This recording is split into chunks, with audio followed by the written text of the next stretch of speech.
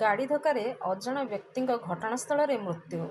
ଆଜି ସୋମବାର ସକାଳ 9 ଘଟିକା ସମୟରେ ଜଣେ ବ୍ୟକ୍ତି ପଲୁଙ୍ଗାରୁ ଡ୍ୟୁଟି ସାରି ମୋଟରସାଇକେଲ ନମ୍ବର OR14K5014 ଯୋଗେ ଘରକୁ ଫେରୁଥିବା ସମୟରେ ବିପରୀତ ଦିଗରୁ ଆସୁଥିବା ଏକ ଟାଟା ଏସି ଗାଡ଼ି ଆଇଡିସି ଅଞ୍ଚଳ କୋକାକୋଲା ଫ୍ୟାକ୍ଟ୍ରି ସମ୍ମୁଖରେ ଧକ୍କା ଦେବା ଫଳରେ ଘଟଣାସ୍ଥଳରେ ବାଇକ୍ ଆରୋହୀଙ୍କ ମୃତ୍ୟୁ ଘଟିଛି।